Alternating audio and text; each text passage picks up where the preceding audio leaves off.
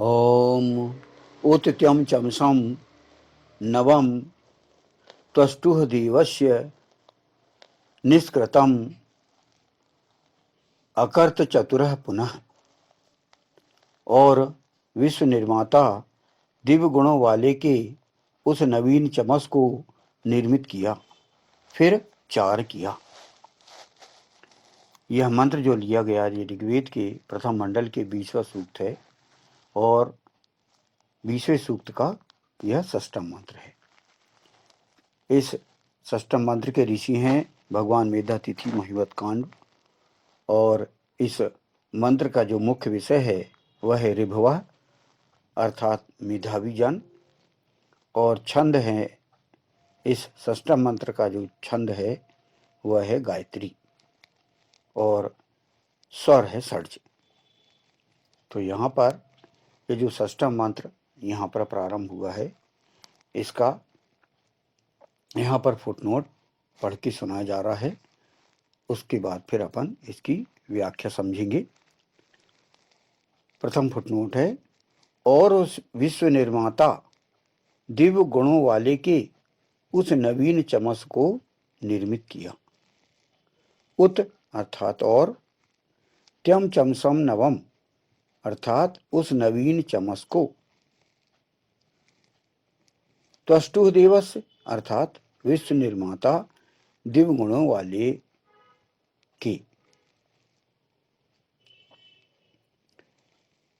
निष्कृतम अर्थात निर्मित किया, अकर्त अर्थात किया। तो यहां पर वेद की बात की गई है, यानी क्या कहा गया है, वेद का निर्माण हुआ है। ईशान परमात्मा ने वेद का निर्माण किया है और उसको लेखबद्ध करवाया है ईशान परमात्मा ने, जिसमें कि यजुर्वेद में भी कहा गया है, स्वयंभू याथा तथितो अर्थान व्यदधात शाश्वतीभ्य समाभ्य। इसका अनुवाद है, स्वयं वर्तमान ने तथ्यों के अनुसार शाश्वत कालों अर्थात शाश्वत प्रजाओं के लिए जीवन मूल्यों का विधान किया। यजुर्वेद अध्याय 40 मंत्र 8। तो ये जो व्यवस्था ईश्वर ने की है, जीवन का विधान, जीवन का मूल, यहाँ पर यह हर व्यक्ति को ये व्यवस्था प्रदान की गई है जिसे सिस्टम ऑफ लाइफ कहा गया है। तो ईश्वर ने जो शाश्वत प्रजाओं के लिए, शाश्वत कालों के लिए, हमेशा हमेशा के लिए आपको यह व्यवस्था दी है, जीवन मूल्यों का विधान किया, ये कहा गया है। और आगे इसके विषय में और कहा गया है कि वह वेद हमेशा नवीन रहता है। इसके लिए अथर्ववेद का मंत्र यहाँ पर उद्धृत किया गया है, देवस्य पश्य काव्यम न ममार न जीर्यति। देखो दिव्य गुणों वाले के काव्य को न मरा न पुराना होता।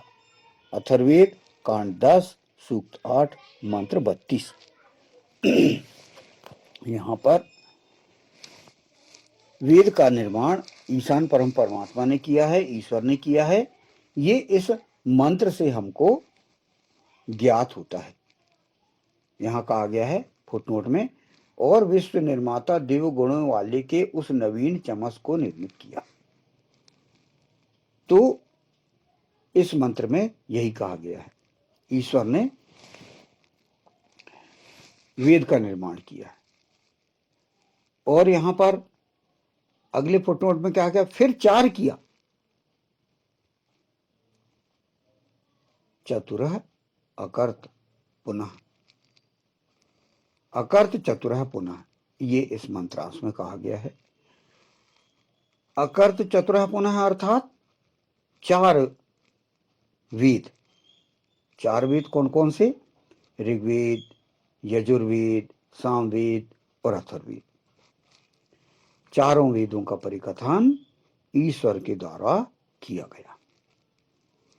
तो इस मंत्र में यह हमको ज्ञात होता है कि ईश्वर ने हमें जीवन व्यवस्था के लिए 4 वेद दिए, जिसका नाम है ऋग्वेद, यजुर्वेद, सामवेद और अथर्ववेद।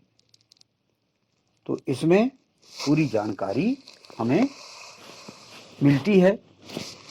तो यह जो वेद है वह क्या है, क्या चीज है, ईश्वर ने इसमें क्या क्या जानकारी दी है, यह मेधावी ऋषियों ने हमको जानकारी दी है,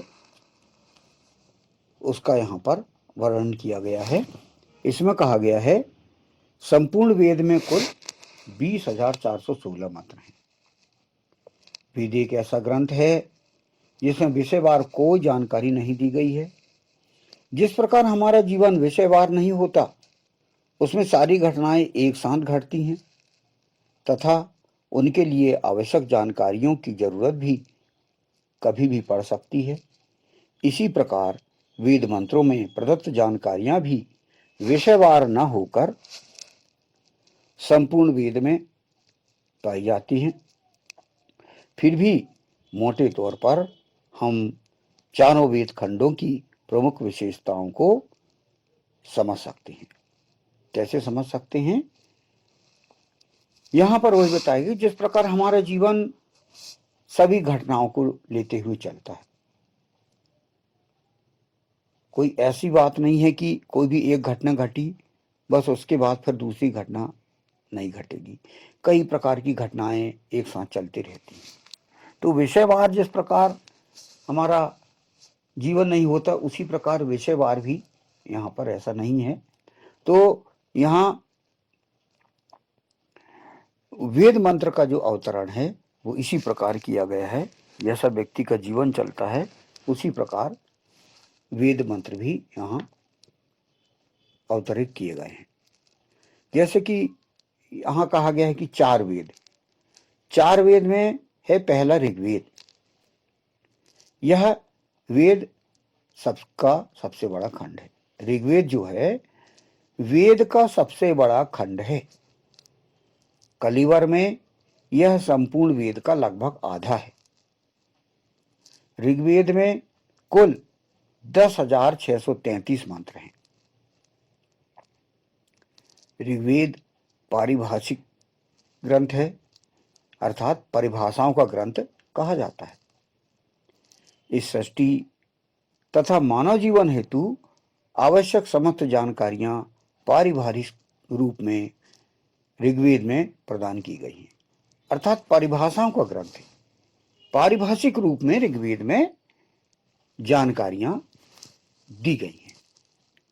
इसके मंत्रों की ही पुनरावृत्ति शेष 3 वेद खंडों में अनेकों स्थान पर पाई जाती है।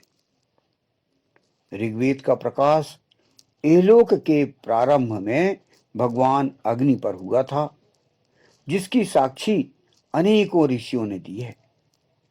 उनके ही नाम मंत्रों के दृष्टा ऋषियों के रूप में प्रत्येक सूक्त में मंत्रों के साथ दिए गए हैं। ऋग्वेद का उपवेद आयुर्वेद है। तो ये संक्षिप्त में ऋग्वेद की जानकारी हुई। अब यजुर्वेद क्या है? दूसरा है यजुर्वेद। यह द्वितीय खंड है वेद का।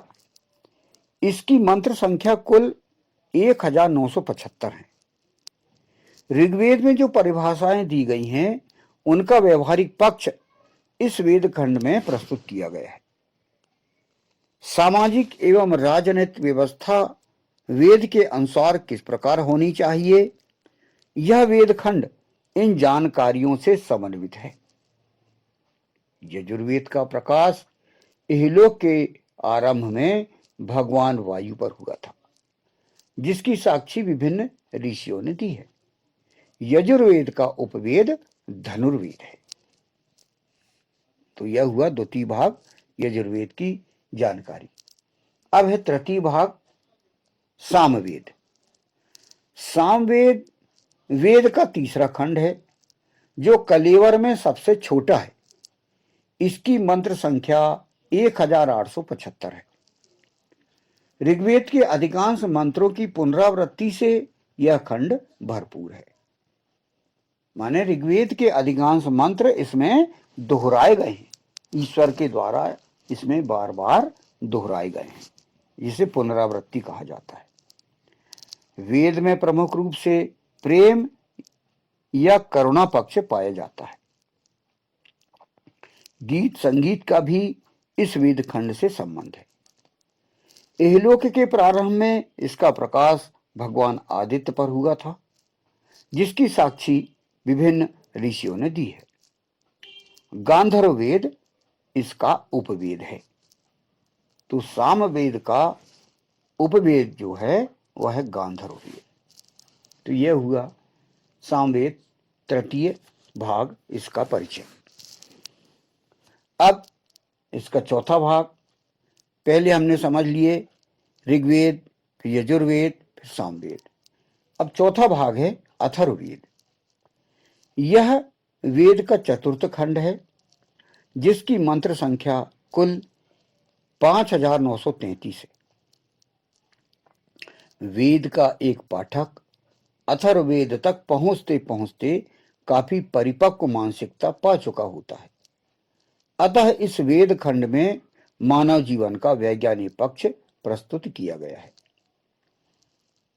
अर्थात ये बताया गया है कि यदि हम ऋग्वेद, यजुर्वेद, सामवेद ऐसा क्रम से पढ़ते पढ़ते चलें तो अथर्ववेद के पढ़ते तक जो पाठक है उसकी मानसिकता परिपक्व हो जाती है, तो उसमें व्यक्ति अपने जीवन में और गंभीरता ले आता है और नई स्थिति में पहुंच जाता है।